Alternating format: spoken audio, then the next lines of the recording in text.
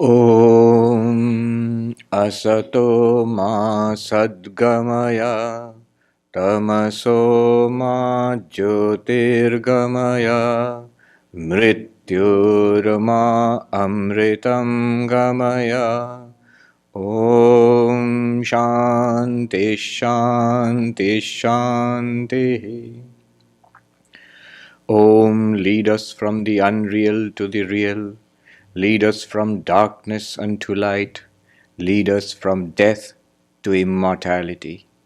Om, peace, peace, peace. Good morning. And today, it's a beautiful day outside, and it's also a very beautiful day in itself, very significant. It's Mother's Day. In America, it's Mother's Day today. One day, several years ago, in Belur Mutt, our main monastery in India, I was walking by the bank of the Ganges towards the temple of the Holy Mother, Ma Sharada's temple. And I was just thinking that if God would look upon all of us, what would God think of us as? I'm just thinking that. From God's point of view. From our point of view, that's God. From God's point of view, what are we? Just a thought came to my mind.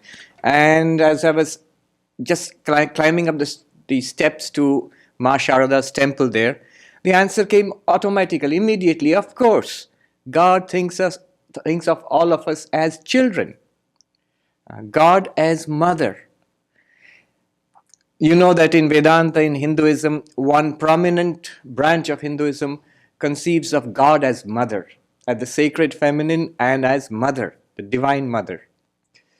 In fact, one Christian mystic, probably Eckhart, Meister Eckhart, but I don't know for sure, he writes, "What does God do all day long, I wonder?" And he says, "I will tell you. He lies on a great maternity bed and gives birth all day long." Now that sounds a little strange because in Abrahamic traditions, God has to be male. But if you think of God as female, as the feminine, then it does not sound so strange at all. Indeed, God as the source of all beings, the divine mother, the mother of all beings. We are the children of the divine mother, children of immortal bliss. The Holy Mother Ma Sharada, she said, always know that even if you have nobody, always know that you have a mother. Always know that you have a mother. She told one of her disciples, "Go and tell them that whoever has come, whoever is yet to come, whoever has not come, for all of them, my blessings, mother's blessings are there. The love and blessings of mother are there." So today, on this day, all mothers, we extend our love and our respect and our gratitude for all the mothers in the world and especially for the Divine Mother. This morning, the subject is profound. It cannot get any more profound. The very heart of Vedanta, the very core of Vedantic teaching is the divinity within us. Swami Vivekananda said the two things that he taught is the divinity of the human soul and the oneness of all existence. And indeed, the divinity of the human soul and the oneness of all existence, that is the theme today. If you have seen the subject, it's a Sanskrit word, Mahavakya. Mahavakya literally means great sentence. Vakya, sentence, Maha, great, or profound sentence. And what is this great sentence? All of Vedantic teaching can be summarized, can be put in one sentence. That thou art. You are Brahman. You and the Absolute are one and the same reality. In fact, if I were to become even more radical, I would say what it means is this. There is no God but you, and you are nothing but God. Whatever you think of yourself as other than God, you are mistaken, and you are truly God. And whatever you think of God, you are mistaken unless you realize it as truly yourself, your own true self. So nothing less than that is the theme for this morning. And I know I've been accused of being dry and philosophical and theoretical, and today is going to be the peak of that. But I assure you, the rest of the summer, the lectures before summer, rest of the talks are going to be different. I mean, they are going to be in June. We're going to talk about something very sweet, love, the way of love, and there are others coming next week. Comes Professor Jeffrey Long from Elizabethtown College with a subject, very interesting subject, the yoga of Yoda. If those who have seen Star Wars, you know what I'm talking about, the yoga of Yoda. Anyway, so there are many more subjects, many more interesting things in store before summer. But today, we are going to talk about the most essential, the core teaching of Vedanta. All of Vedanta is expressed in this short sentence. It's a great sentence, not in words. In Sanskrit, you get great sentences which run on and on. I have seen a sentence running on for more than one page, one sentence. So not in that sense, not in the sense of a very long sentence. These great sentences are very short. But they are great in terms of meaning. In Sanskrit, arthato mahan. In terms of meaning, very profound. The definition of a Mahavakya, a profound sentence in Vedanta, a great sentence in Vedanta is any sentence which expresses the identity of the human and the divine, the identity of Jiva and Brahman. Jiva Brahma Aikya Bodhaka Vakyam. Any sentence which expresses the identity of you and God is a Mahavakya. There are many such sentences in the Vedas, especially in the Upanishads. But for the sake of convention, for the sake of representation, we take 4 sentences in the Vedantic tradition, and I'm always talking about the Advaita Vedanta tradition. We take 4 sentences as representative of the 4 Vedas. These sentences are from the Rig Veda, the Aitareya Upanishad. You have a sentence, very short, 2 words, Prajnanam Brahma, Prajnanam Brahma. What does that mean? The awareness that you are feeling right now, the sentience, the awareness, the consciousness that we experience right now at all times, that consciousness, truly understood, is none other than the absolute Brahman, the one which you feel right now. Prajnanam Brahma. So this is from Aitareya Upanishad, which is from the Rig Veda. Then you come to the next one, Sama Veda. You know the 4 Vedas, Rig Veda, Sama Veda, Yajur Veda, Atharva Veda. So you come to the Sama Veda. In Sama Veda, Chandogya Upanishad, and the very famous, of all the Mahavakyas, the most famous, most well known is Tat Tvam Asi. In the Chandogya Upanishad, in the 6th chapter, 9 times the teacher happens to be the father of the student. He repeats to his son, tells his son, teaches his son, that thou art. Tat Tvam Asi. 9 times. What is that? Brahman. What is thou? The individual you. You are Brahman. He teaches him 9 times through different examples and different kind of reasoning.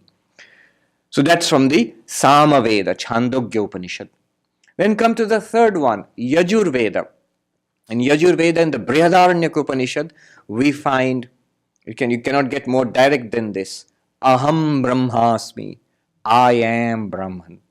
I am Brahman. I, the individual. If I truly know myself, then I am Brahman, the absolute. That's from the Yajur Veda, Brihadaranyaka Upanishad. And then we have the Atharva Veda, the 4th one, in the Mandukya Upanishad, the smallest of all Upanishads. There we find the sentence, I am Atma Brahma. I am Atma Brahma. What does it mean? This very self. I am this. Atma self. This very self is none other than Brahman. This very self is Brahman. So 4 sentences. And they don't say 4 different things. They don't add to each other. They all say the same thing in different ways. And from the Rig Veda, Prajnanam Brahma. This very awareness is Brahman. From the Sama Veda, Tattvam Asi, that thou art. From the Yajur Veda, Aham Brahmasmi. And from the Atharva Veda, Ayam Atma Brahma, this very self is Brahman. These are the four great Mahavakyas, the four Mahavakyas, four great sentences from the Vedanta literature. And as I said, there are many more. You can find many more sentences which satisfy the definition of a Mahavakya, that anything that expresses the identity of you and God is a Mahavakya. Before we go into more details, this is the central truth of religion. I'm not just saying about Vedanta. In fact, if we look across the religious literature of the world, we find great mystics. It's usually the great mystics who have come upon this truth in every religious tradition of the world. In every tradition. I'll give you a few examples. William Law, who was an Anglican priest in the 18th century, in the Church of England. He was a mystic also. In his writings, you find something beautiful. He says, William Law, he writes, remember, Anglican, Christian. He says, it is true that God is in all things, but man cannot see God outside. The senses which perceive all things cannot perceive God. So you cannot see God, sense, or hear God or touch God. So senses cannot perceive God. The internal faculties, I'm quoting William Law, the internal faculties of man, the memory, the will, the emotions, they reach for God and yet cannot reach Him. But they have their source, he says, the internal faculties of man, they have their source in something which is central. And he gives three terms which he uses. Like he says, like they are like lines from a center. The internal faculties, our emotions, our intellect, our memory, they are like lines from a center. One example. They are like branches from the trunk of a tree. And they are like from the ground up. They come from a ground. The ground, he says the ground, the fund, the center of all our faculties, the soul. And he says, the soul, instead of saying just the soul, he says there is the bottom of the soul. He says that it's the very bottom of the soul we find infinity there, and that infinity is not satisfied in anything except the infinity of God. So you can see he's scrabbling for words to express something that he knows is right. And the infinity within, he says, there we will find God. That's William Law in the 18th century. Plotinus, of course, very well-known mystic and who is very Vedantic. He says, each is all. The all is each. Seeing the self in all and the all in the self. That's Upanishadic. Here it is Plotinus. Each is all is each. Man as he is has ceased to be the all. But when man ceases to be an individual, he raises himself again to be the all and penetrates the universe. Again, you see, Mahavakya. In Taoism, Chuang-Tzu, he says, where is the Tao? Do not ask whether the Tao is in this or that. The Tao penetrates all. It has decreed that the all should be limited, but it in itself is unlimited. Then the Kabbalah, the Ein Sof, in the Jewish tradition, the Ein Sof, the ultimate reality, and yet it is also immanent. I was, in fact, in the Jewish Theological Center here, there was a talk by a rabbi who's a bit of a radical, of course, in Jewish circles. I forget his name. He's in LA now. So a reporter interviewed him, and she has written about her experience with this rabbi. She says he looks like an Old Testament prophet with a beard and blazing eyes and a very abrupt and direct manner. He says, in Judaism, we talk of a relationship with God. So dualistic. It's a strongly dualistic approach, a relationship with God. You are separate from God, God is separate, and you have a relationship with God. But he says that That is just the beginning of understanding Judaism. He says, ultimately, when you go deeper, it is not a relationship with God, it's a relationship in God. And then the reporter writes, he stares at me with a fierce look and he says, do you understand? It's not that God is here in your notebook, here, in this book, here. And he shakes the book in her face. Do you understand this? Just in Judaism. Mahayana Buddhism, the Buddha nature. It's not just the Gautama Buddha. The Buddha nature is in all, and the whole purpose of Buddhism is to discover your own Buddha nature. So many Christian mystics. Saint Catherine of Genoa. Look at this, I really like this. My me is God. Nor do I recognize any other me than God himself. In the bhakti traditions, Sri Ramakrishna often, you love this. Naham, tuhu. Not I, but thou, my Lord, thou, my Lord. In everything. It's devotional. It seems to be dualistic. But you're erasing your own individualistic nature. No me. It is God alone inside. And of course, we come to Meister Eckhart, whom you would expect to be very Vedantic. He says in one place, the ground of God is the ground of the soul. I don't think any Vedantic text expresses it any better.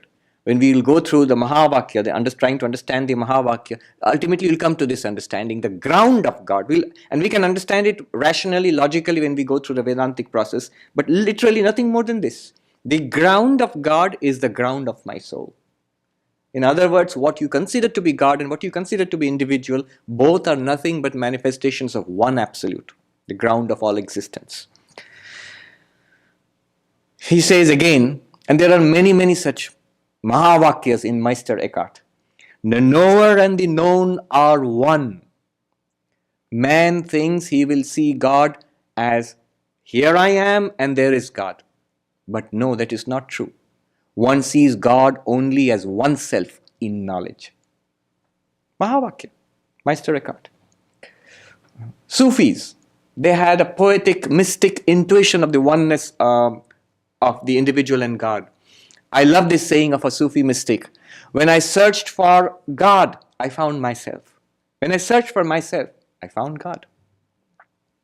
Mahavakya again. So in every tradition, we find this intuition. I'm saying intuition because the philosophy, the theology, the rational, the procedure is not described. They have not found the step-by-step approach to this.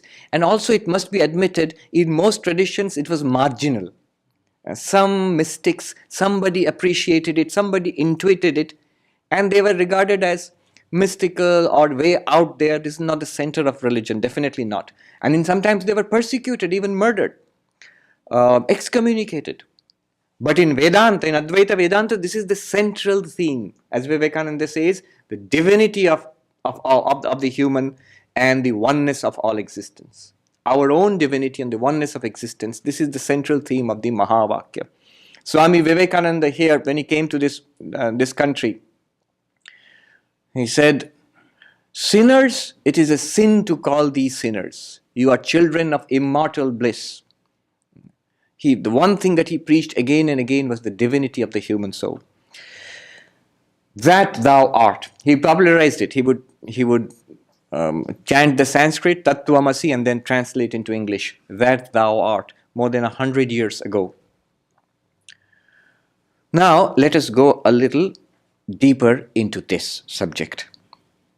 When you say Tat Tvam Asi, Tat means that, Tvam means thou, you and God are one and the same. Well, let's try to understand this. And when we try to understand this, we do come across a problem. How can I be God? How can a limited individual be the infinite God? In Vedantic terms, what is God and what is the individual? In Vedantic terms, the absolute Brahman, Satchidananda, through the power of Maya, in association with the power of Maya, is called God, Ishvara, Saguna Brahman. Nirguna Brahman with the power of Maya is called Saguna Brahman. Saguna Brahman is the Sanskrit term closest to what we, in English, what we call God. And it is the same Satchidananda, through ignorance, ajnana, limited into an individual, into many individuals, becomes us, expresses itself as us. You can already see there is a ground of unity. If it's the same absolute which is appearing as God, and it's the same absolute which is appearing as the individual, you can already see what the Mahavakya, the great sentence, is pointing at. That beyond the individual and beyond God, there is one unity, or there is one identity. So that's what we're trying to understand. Let's look at it in detail, and then we'll see. It's very interesting. Of the 4 Mahavakyas, Prajnanam Brahma, this very awareness is Brahman. Tattvamasi, that thou art. Aham Brahmasmi, I am Brahman. Ayam Atma Brahma, this very self is Brahman. Of these 4, Tattvamasi, that thou art, is the most popular. And usually when we study Vedanta, preliminary, when we are introduced to Vedanta, baby Vedanta, we are given that Tattvamasi as an exercise. So by that you understand Vedanta. In fact, by that, if you analyze that sentence, all of Vedanta comes in there. Whenever we speak about Vedanta, the question arises, who am I? Often people think Vedanta is an inquiry into the self. Who am I? But Vedanta is not actually an inquiry into the self. Vedanta, inquiry into the self, why do they ask who am I? Because of this sentence. You see, I'm telling you something new here. That thou art, that's the way to learn Vedanta. And in order to do that, you have to start with yourself. You have to start with yourself, with the self. And then you have to ask the question, who am I truly?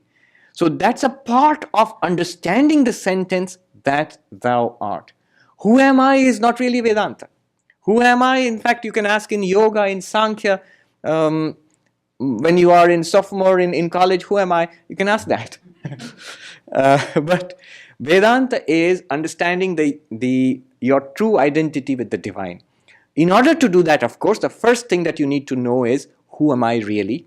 And then all the Vedantic processes, which I have been speaking about all these months, and you have been hearing in all Vedanta talks, the method of Drigdrishya, seer and the seen, seer and the seen.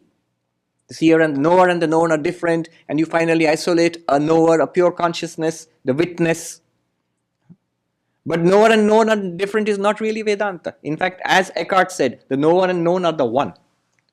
Ultimately, you must come to that. But to reach that position, paradoxically, you first have to isolate yourself from everything that is an object.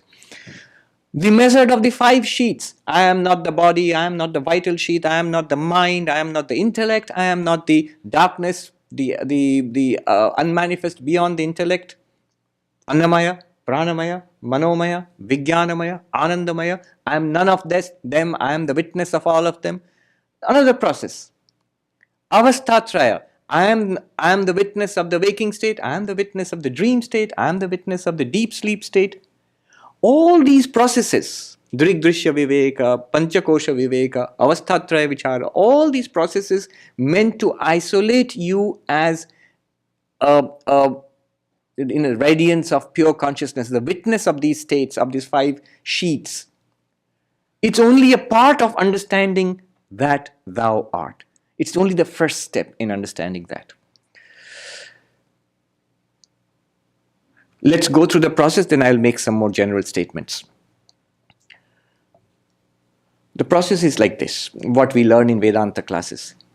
It may be a little complex, it's not all that complex, but if you follow carefully, you'll find it very interesting. It goes like this. You take the sentence, that thou art, Tattvam Asi. Now, the traditional way of learning from the Pandits in India is, there is something called a Purva Paksha, an opponent, and a Siddhanta Paksha. You, yourself, what you are trying to establish. Say Vedanta is trying to establish you are one with God.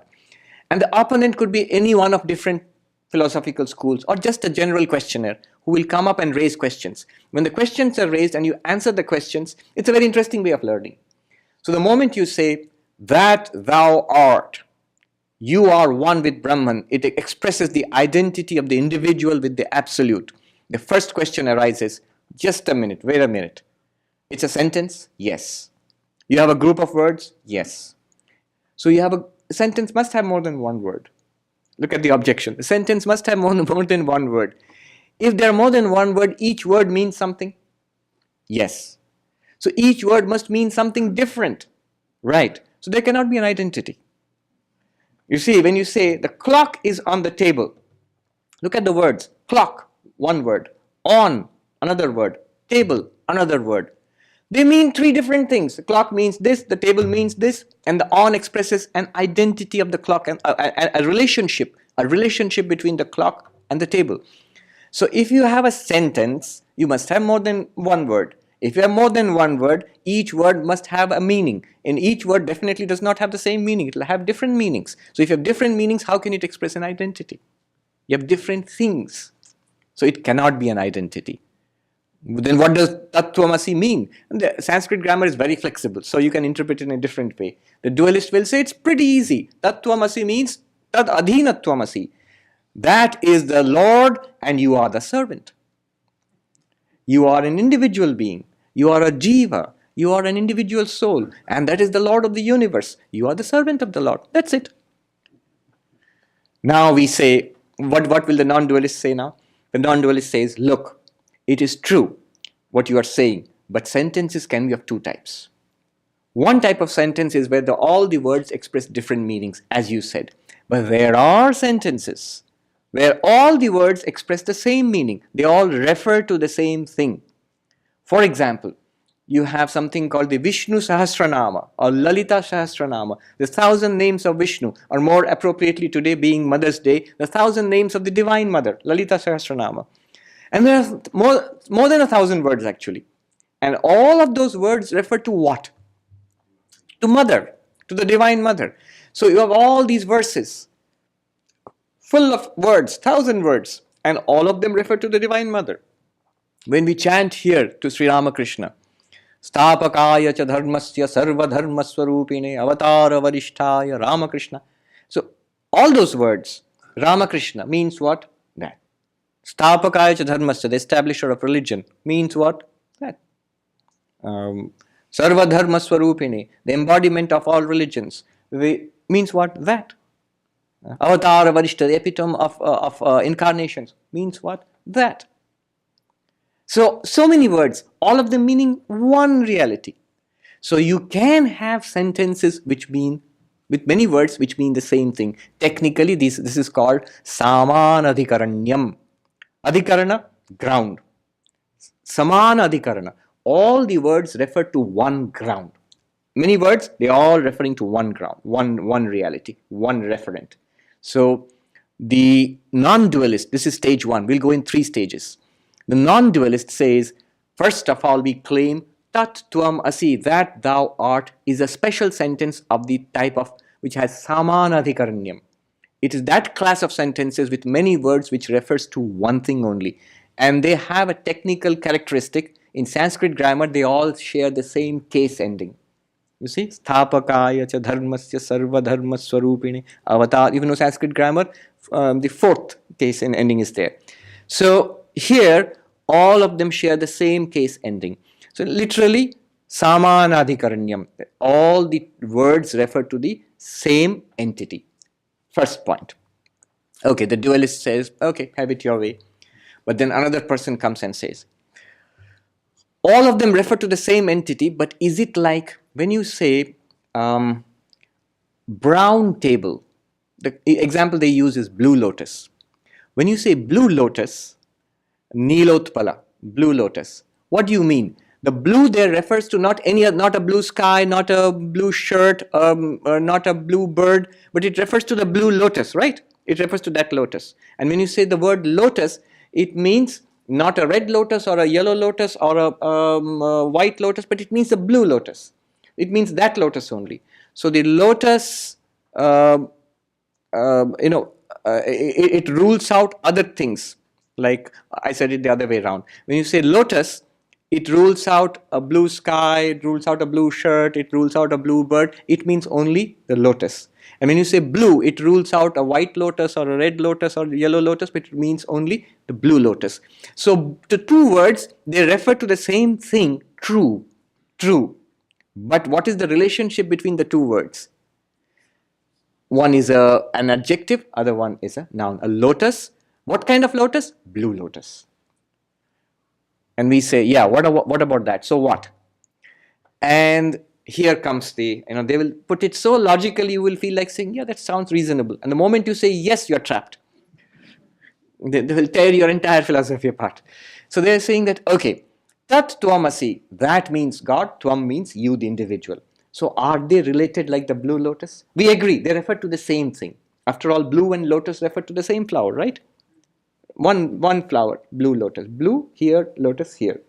So, and they are related as adjective and noun. Is it the relationship between you and God? Are you an adjective to the noun of God? Are you a characteristic of God? Are you a feature of God? Is God characterized by individual sentient beings and an insentient universe? If you say, yes, one God of whose parts we are, it's a whole and we are parts of that. It's a unity of which we are the components. If you say yes, that sounds okay, just about right. Then you are immediately have gone and accepted Vishishta Advaita. Jiva Jagat Vishishta Brahma. Brahman is characterized by a multitude of sentient beings. Us, we are there. We are parts of God, just like hands and feet and head and belly are parts of this body. They are not the whole of the body. They are parts of the body. They are not apart from the body either. Similarly, all living beings, all of us, all souls, we are all parts of God, not apart from God. We constitute a unity. And God has his own existence apart from us, but we have no existence apart from God. So we constitute the body of God, as it were. Is it like that? We say no. We do not accept this. We say it's an absolute unity. They qualify each other only in this way. That when we say thou and that, you and God, we mean you only as nothing other than God, and God as nothing other than you. We make this bold claim, you are not what you think you are. You're not a body, you're not a mind, you're not what your passport tells you, what your driving license tells you. No. At the most, that's a very shallow understanding, a surface understanding of your reality. What you are in depth is the divine. And what God is, nothing other than you. In Vishishtadvaita, you cannot say God is nothing other than you. You are a tiny part of God. You are a spark of a bonfire that is God. You are a ray of the sun that is God. One ray is not the sun. So here we are saying there is no part and whole relationship. There is no whole relationship. You and God are absolutely identical. How do you prove that? That's very difficult. We come to the third stage, which is called technically Lakshya Lakshana Bhava. What happens here? Here, the question is raised. You see, there is a fundamental contradiction between the two terms, God and individual. What are the contradiction? Well, first of all, my own existence, I know I exist. My existence is evident. But God's existence is taken on faith. I read about it, I hear about it, and I know that Ramakrishna and other mystics had visions of God. But for me, it's a matter of faith. And my own existence is not a matter of faith. I exist, it's evident to me. One. So one is a matter of faith, one is directly evident. How can they be the same? You see the contradiction? How can something that I believe, do I believe that I exist because I read about it in books? No. I look at my DMV and say, Swami Sarvapriyananda, this is, oh, then I must be, I am in the DMV license, hence I exist. A kind of parody of Descartes. I think, therefore I am. Descartes started off by doubting everything that could be doubted. Very Vedantic approach. And he stopped when he said, I cannot doubt that I'm doubting. That thinking is going on. So I think, therefore I am. And there was this cartoon in, I think, an issue of Mind, which is the most prestigious journal of philosophy in England. And there Descartes is sitting in a typical French Parisian cafe. And the waitress comes, Monsieur Descartes, another cup of coffee? And Descartes says, I think not. And he disappears. I think that, so I think not. Anyway. How can something that is immediately evident to you, you exist, And God's existence is doubtful, is open to faith, is based on faith. How can they be the same thing? That thou art. It sounds nice to say it and nice to believe it, but logically you cannot prove it like that.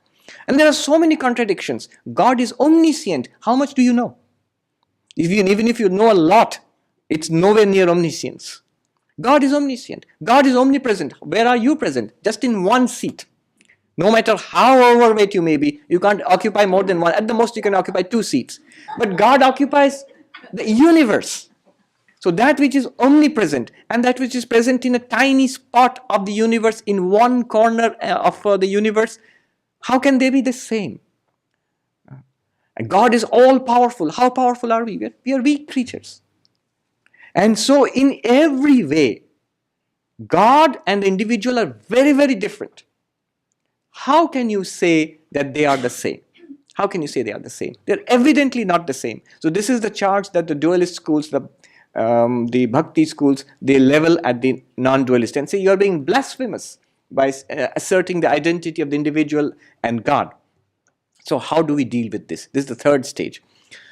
Now a principle is, if the direct meaning of a sentence does not work out, then the indirect meaning must be taken. And we do that all the time in our life. If the words themselves do not make sense, we must take some implied meaning. Otherwise, the sentence makes no sense. I'll explain what I mean by that. There are different options. You see, if you cannot take the direct meaning, the only option you're left with is either the sentence is wrong, and no Vedantin will admit a Vedic sentence is wrong. They can't have been crazy. They're not talking off the top of their heads. They must mean something. If the direct meaning is not applicable, as an individual being, you are not God, clearly. Then what does it mean? In what sense are you God? So that sense must be got by a process called implied meaning. Direct meaning, primary meaning, in Sanskrit, mukhyartha. And implied meaning, in Sanskrit, lakshyartha. Lakshyartha. Implied meaning. We need some implied meaning which will fit the sentence, which will make sense. So the implied meaning goes like this. Now we have 3 options. By the way, if it sounds complicated, it is not complicated. I'm giving you the shorter version. For example, do you remember the first stage when I said the sentence can be samanadhikaranyam, all the words refer to one meaning? I just said that. But a traditional Pandit would not be satisfied. The reply would be, yes, but samanadhikaranyam means all the words refer to one meaning. In Sanskrit, you have 16 different types of samanadhikaranyam. Which one? So I'm not gone into the details. It's an enormous thing. But I'm just skimming over the surface, giving an outline. So we are at the 3rd stage now. I can see some people screwing up their eyebrows and saying, which were the first and second stages? The first stage was samanadhikaranyam, all the words referring to one meaning. The second stage was what is called the adjectival meaning, where the qualified non-dualist Vishishtadvaitin Blue Lotus was trying to tempt us into accepting that option, which we rejected, but now we have to explain the sentence. Now we are in the 3rd stage, which is the stage of implied meaning, lakshyartha. Now implied meaning can be of 3 types. First type is this, which is called ajahad lakshana, without giving up the original meaning. It works like this. There's an example. Shona dhavati, that's a traditional example. The red one is running. The red one is running. How can the red one run? A red color can be running if it's raining or something. But what it means is in the races, horses are running. So when you say the red is winning, you mean the red horse is winning. So you have to supply one more word, horse, to make the sentence will make sense. Shona ashwadhavati in Sanskrit. Red horse is running. So you supplied one more word, and so it will make. Original word is retained. The original word is retained, and you add one more word, it will make sense. So does it work like that? Do you add something to the individual to make that individual God? Maybe give the individual superpowers or something to make the individual God? It will not work. The individual we are subject to misery, we are subject to birth and death, we are subject to ignorance. If you keep all that and add something else, it will not make a difference. There's a funny story of a gentleman who, they were going to a party, and his wife said, "What's that foul smell? Have you changed your socks?" And he said, No, I haven't." "You must put on a fresh pair of socks. It's smelling bad." And then they go to the party, and the smell is still there.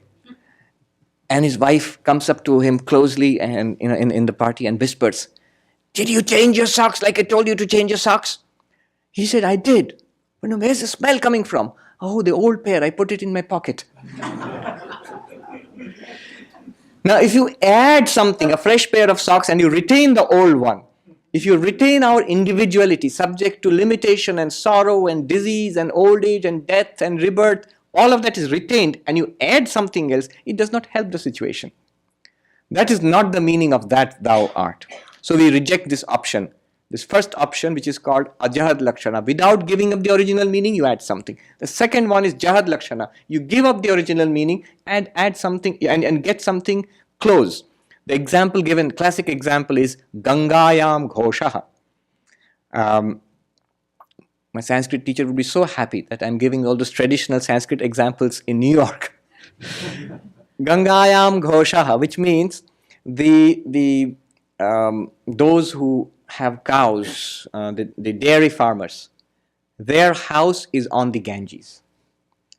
Ganga, the Ganges. Ghosha are those who are traditionally, they are milkmen. Now what it means is not literally their house is on the river. We all understand. What does it mean? On the bank of the river. It's a common expression. In fact, I have seen old letters from Swami Vivekananda. It's written Belur on Ganges. Right? In the oldest letters you'll find writing from Belur on Ganges. So something on the Hudson. It doesn't mean on the Hudson unless you are that plane. Which was literally on the Hudson. But otherwise, it's on the bank of the Hudson. In the same way, the house of the Ghoshas is on the bank of the Ganges. So you gave up the meaning of the word Ganga, Ganges. You gave up the meaning completely. Nothing to do with the river. It's on the bank of the river. Of course, it must be something close by. You can't take any meaning. You can't give up this meaning and you can say it's on the bank of the Yamuna River or the Hudson River. No, it has to be on the bank of that river. You get what I'm saying? Give up the original meaning, take something which makes sense close by. It's a similar meaning. Can you do that here? No, you cannot. The reason is we are trying to understand that how we are one with the divine. And our real nature is pure consciousness, Nirguna Brahman, through ignorance becomes individual being. If you give up the whole thing, if you give up that whole meaning and take something else, then you're giving up the absolute Brahman also. I'll repeat. The meaning of you, that thou art, the meaning of thou in this sentence is Nirguna Brahman, the absolute, plus ignorance. Through ignorance becomes me or you. If you take the whole thing and give it up, like the Ganges, you give up and try to get some other meaning, it will not work because what we are trying to understand ourselves as Brahman, that's also already given up. So you cannot give up the whole meaning. So this option is also rejected. The third option comes in now. The last one, which we will accept. This is called Bhagatyaga Lakshana. We reject a part of the meaning and take a part of the meaning. Reject a part of the meaning and take a part of the meaning. How does it work? We always use it all the time. I bought a mango and I ate a mango. When you say I bought a mango, what do you mean? You bought the whole fruit. And when you say I ate a mango, what do you mean? I ate only the edible part of it. I threw away the skin and the seed. You use the same word, mango. In the first case, you took the whole mango. In the second case, you took only the edible part of the mango. And we have no problem understanding it. I took a bath in the Ganges. I took a bath in a dip in the holy river Ganga. That doesn't mean I took a bath from Gangotri to the Bay of Bengal, right? Or all of the Ganga. No, just a dip where I am.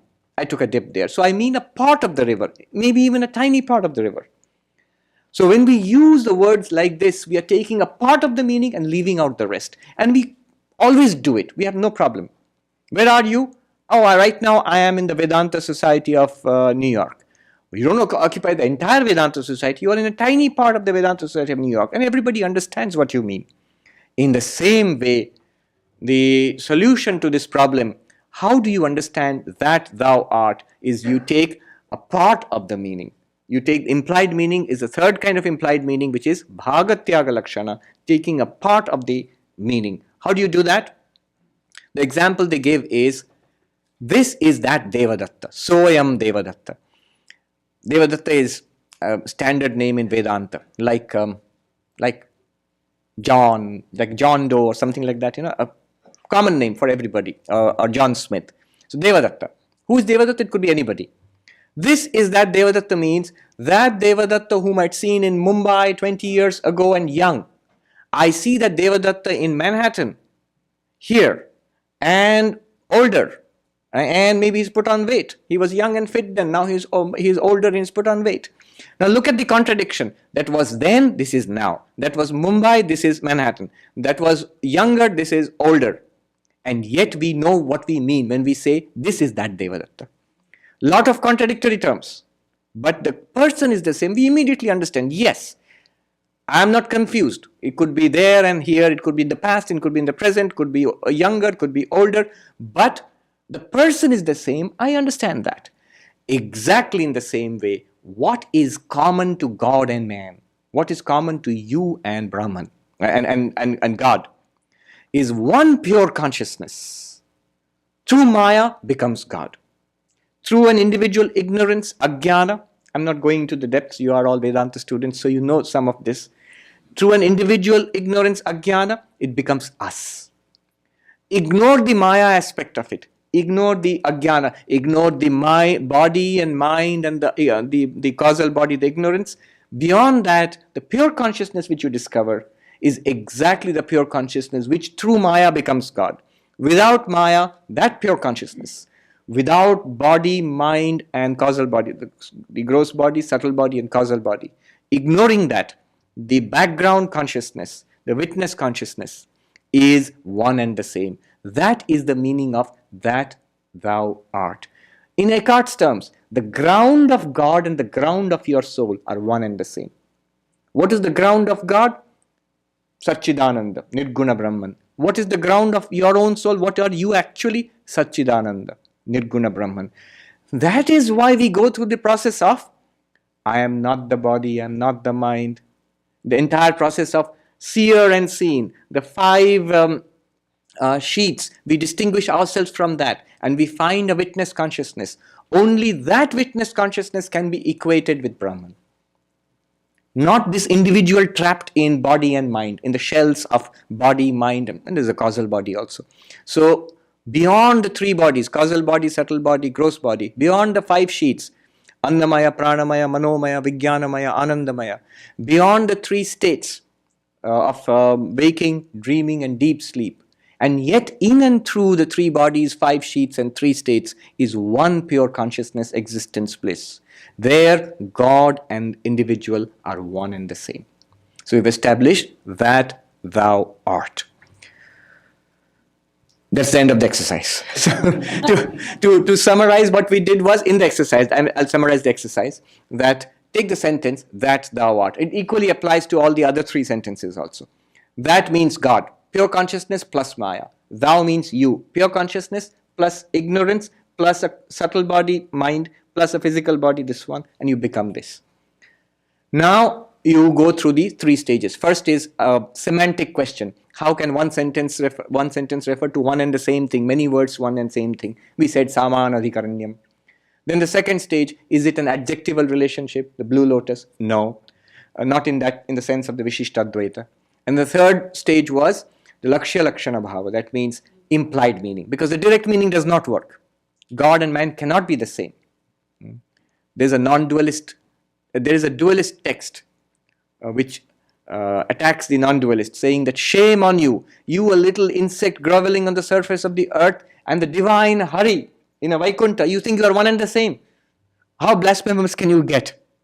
So that's not what we mean. We are living out, we are excluding that divine glory, we are excluding the miserable individuality and seeing the ground of both as one radiance of existence, consciousness, bliss. That's the only reality. That's why the Jagat Mithyatva, the illusoriness, the falsity of the world is a key Advaita doctrine. When I say ignore the body and mind, what do you mean ignore the body and mind? If the body and mind are real, you cannot ignore them. It's an appearance. It's an appearance. If you are praying to God in your dreams, suppose in your dream you are there and God appears before you and you're praying to God. When you wake up, what happens to the one who was praying and the one who was being prayed to? Both of them become your mind. You alone were God in the dream and the one who was praying, right? You ignored so because it was an appearance, a falsity, you could say the reality is the mind which dreamt it up. In the same way, it is an appearance in Satchidananda, existence, consciousness, bliss. So this is the analysis of the Mahavakya, the great sentence. But now some interesting statements I'll make, some general observations. You see how powerful this statement is. Follow this carefully. All religions of the world, all spiritual aspiration, all spiritual practices are either in the category of that or in the category of thou. Religions. Look at some of the religions are God-centered, that-centered. Christianity, Islam, Judaism. In Hinduism, you have the worship of Shiva, Shaivism, worship of the Divine Mother, today's Mother's Day, Shakta, the worship of Vishnu, the Vaishnava, all these theistic parts of Hinduism, all of them, they are all that-centered religions. They are all God-centered. And you'll say, yeah, religion has to be God-centered. So what else can it be? Then what about Buddhism? They do not talk about God, and in fact some Buddhists will actively deny the existence of God. Buddhism. Jainism. In Hinduism you will find Sankhya, Yoga. Sankhya does not talk about God, and Yoga talks about God, but the God that Yoga talks about is not the God of theistic religions. It's different. So you have these traditions which are based on self-inquiry. They come to very different conclusions, but Buddhism, Jainism, Sankhya, Yoga, there are a set of religious approaches which inquire into what is this phenomenon of the self. They are thou-centered religions. Tat Tvam. Some religions are Tat-centered, that's God-centered.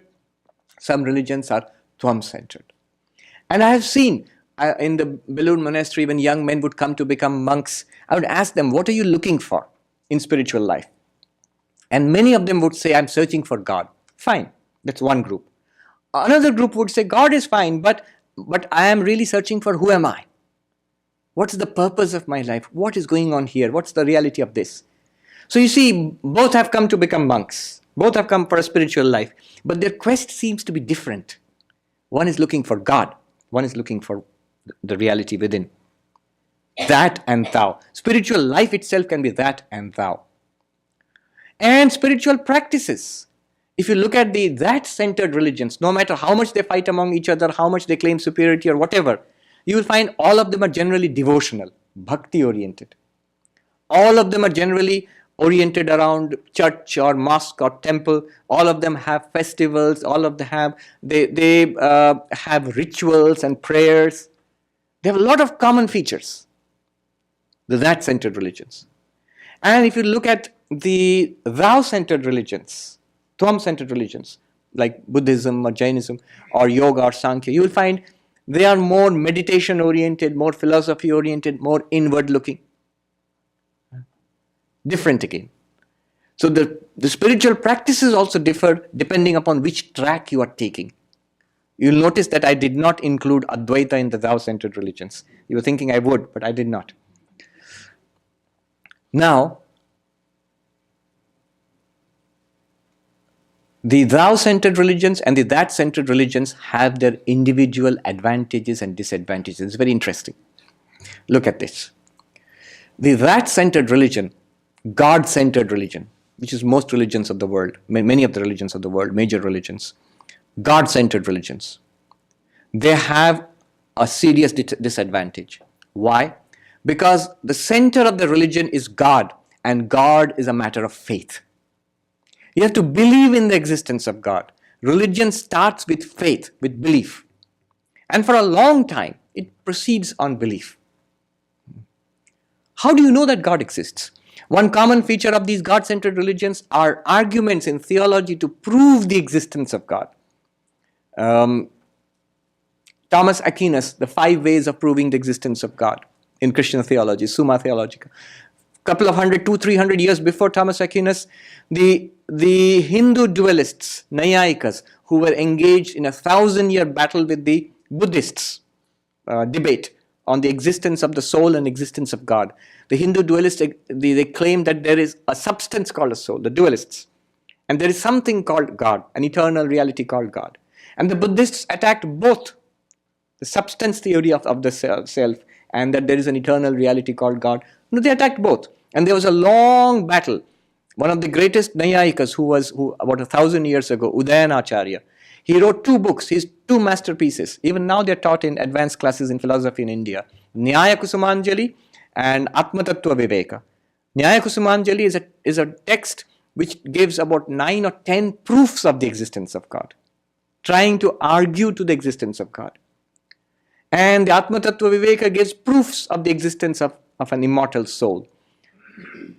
And you find some similarities between Aquinas' proofs and some of them, and Udayana's proofs. There's a funny story of Udayanacharya going to Puri, Jagannath Puri, and in Orissa, where the Lord Jagannath in the temple, and the great logician, theologian, Udayanacharya goes there to pay his obeisance to the Lord of the universe. And because at certain times temples are closed because food offerings are being made to the deity. So at that time it was closed. Now Udayanacharya, very haughtily, he said, "What? I have come to bow down to you and the door is closed. When the Buddhists attack you, you come to me for help to prove your existence. And now I have come here, you have haughtily shut your door to me." So it's a humorous kind of thing. Now, in all these traditions, there's an attempt to prove the existence of God because it's a question of faith and it's always open to doubt. You see in the lives of great sages and saints that they are attacked by the demon of doubt. That problem is not there in the Tao-centered religion because it investigates your own existence. And what is most obvious, most beyond any doubt is I exist. Anything else may or may not exist, but I have some kind of existence, even if as thought, like Descartes would say. But I exist. There's no doubt. My own existence is self-revealed to me. So Tao-centered religion has an advantage that what it is about is not a question of doubt. No Buddhist will try to prove the existence of the appearance of the soul, of the self. They show that the self is momentary and an appearance, but that it appears, that it is evident. Nobody will try to prove that. It's clear. But then there's a problem here. There's a problem in the Tao-centered religion which is not there in the that-centered religion. What is the problem? In the Tao-centered religion, Tvam-centered religion, the problem is I exist, there's no doubt, but that doesn't help me. My existence is the problem. I am surrounded by 1,000 problems. I have got mortgages to pay off, I have health problems, and I am facing old age and death, and people are mean to me, and the new iPhone doesn't fit the old charger of the old iPhone, and it's so difficult to find parking in Manhattan. And so I have many problems, big and small. My existence, though without doubt, is definitely surrounded by many, many problems. How does that help me? Whereas the that-centered religions do not have that problem. God, if he, she, it exists, if it exists, God has no problem. God is infinite, infinitely powerful, all-loving, omniscient, omnipresent, omnipotent. So God has no problem at all. God is having a good time of it, if God exists. And I exist, no doubt about it, but I have problems. Now comes Advaita Vedanta, the Mahavakya. What does it do? You see, what Advaita Vedanta does is this. It's remarkable. It combines the certainty of your existence with the infinitude of God. God without problems. Why? Infinite. But only problem is, does he exist? You, no doubt that you exist, but with problems. All your problems are removed when you realize that I am not the body, not the mind. I am one with God, the infinity of God. I am an infinite existence, consciousness bliss.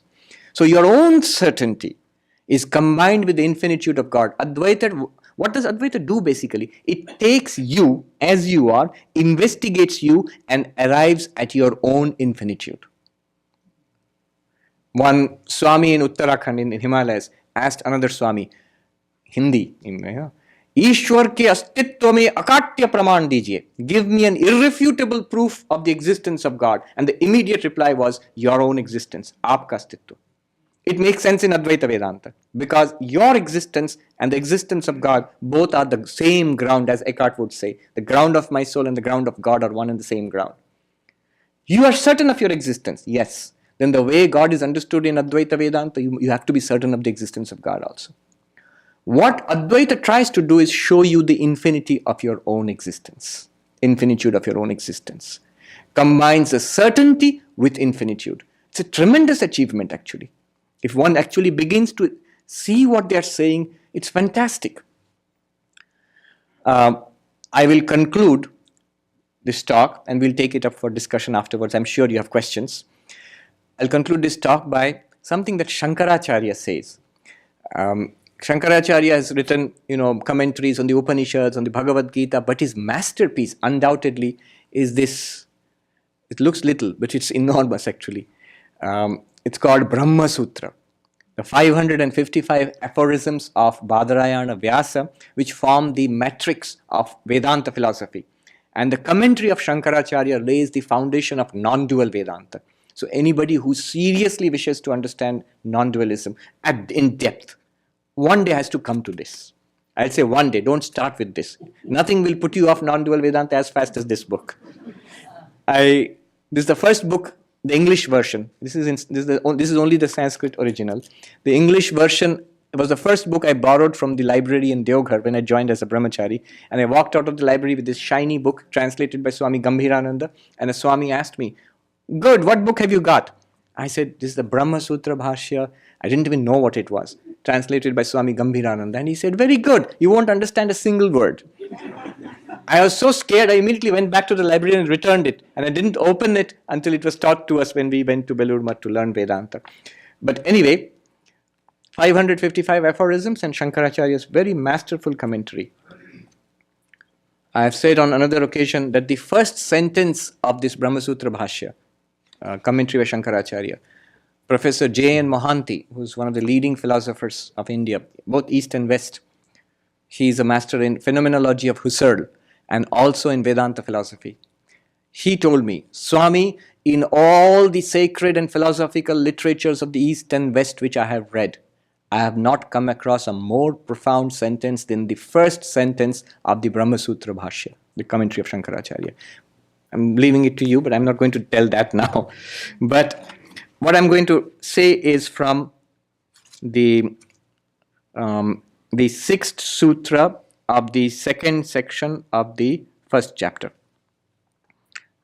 The question is raised there, don't you non-dualists say that there is only one reality, Brahman? Then who is this individual reality in the body? Who is this individual being in the body? You. Then who are you? Why do you speak about Brahman and the individual, that and thou? Who can be thou if there is only one reality? Right? Thou means millions, there are 7 billion of us and trillions of creatures. But you are saying there's only one reality. So who are these? And the answer given here is this. I'll give you the original Sanskrit and then translate. Beautiful Sanskrit. He says, you are right. There is only one reality. But Paraeva Atma Deha Indriya Mano Buddhi Upadibhi Parichidyamano Balehi Sharira Ityupacharyate. One undivided reality, self, associated with body, sense, the sense organs, mind and intellect, etc., associated with that, looks as if separate from each other. And children, philosophical children, call them embodied beings. What is it like? Yatha ghatakaraka upadhi vashad aparichinnam api nabha parichinnavad avabhasate tadvat. Just like the space, the infinite space, when it seems to be cut into, like there are pots and jars, and you say the pot space, the jar space, the bottle space, and so on. All those space is not cut up. It's not limited by a pot and a jar. It looks like that. Just like that, he says, tadvat. You see, if you have a glass and a water, half the glass is water and half of it is, you might say, air, but okay, there's space there. When you move the glass, the water in it moves, surely. Otherwise, you'll make a big mess. When you move the glass, the water in it moves. Does the space in the glass move? You should say no. Confident no. No, the glass moves through space. When you move the glass, the water in it moves. If you have the air in it, that also moves with the glass. But the space in the glass does not move. It's the glass which moves through space. The glass or the pot or the jar cannot cut up, cannot actually enclose space. It just looks like that. It just looks like that. Exactly like that, one pure consciousness existence bliss seems to be different because it's associated with different bodies, minds, sense organs, intellects. And then he says, Mahavakya, he says, Tadapekshaya cha karma katritvadi bheda vyavaharo na virudhyate prak tattvamasi iti atma ekatva upadesha grahanat. Before you come to Vedanta, there is no problem in using things like, I am this person, I am the doer, I am the enjoyer, I suffer. The individual life. I'm a young person, old person, I die, I live. All these sentences make sense before you hear that thou art. Once you understand that, what happens? Grihite tu atma ekatve bandha mokshadi sarva vyavahara parisamapti reva syat. What a tremendous statement. Once you realize the meaning of that thou art, all of these cease to have meaning. All ideas of bondage, liberation, spiritual life, everything ceases because you are Brahman. Shankaracharya sings, Na dharmo na chartho na kamo na moksha chidananda rupaha shivoham shivoham. I do not desire pleasure. I do not desire success and wealth and money. I do not desire even dharma, religious merit. I do not even desire moksha, enlightenment. I do not desire moksha, enlightenment. Why? Chidananda rupaha shivoham shiva. I am Brahman. I always have been free. I was space. Once space realizes, oh, I am not cut up in a little pot. I am the infinite space. Then you put as many pots as you want and you break the pots, makes no difference to the space. In the same way, when we realize the meaning of that thou art, body, mind, individual being struggling for liberation, all of that loses meaning. Life will go on as it is, but you are above that already. So what a beautiful sentence. Grihite tu atma ekatve. Once one realizes the unity, the identity of that and thou, atma ekatva. Bandha mokshadi sarva vyavahara. Bondage, liberation, etc. Every other kind of relative transactional dealings, all of them, parisamapti, completely cease. Cease means the appearance will continue, the game of life will continue. For you, they are gone. They're gone. They're gone, not that they were there and now they have ceased. They were never there, you realize that. They were never there. The space in the pot, when it realizes, I am the infinite space, then will it think that, oh, I was trapped in a pot, now I have been released? No. It will think that, I thought I was trapped in a pot, but that's not true. I never was trapped. Never was there birth for me, never was there death for me, never was there suffering, disease and ignorance for me. I am existence absolute, bliss absolute, and consciousness absolute. Om Shanti Shanti Shanti Hari Om Tat Sat Shri Ram Krishna Arpanam Astu. Today being Mother's Day, I add a special prayer to the Divine Mother. May she bless all of us here, is my fervent prayer to the Mother Sharada, and specially may we all attain to enlightenment in this very life itself. By her grace, it is certainly possible.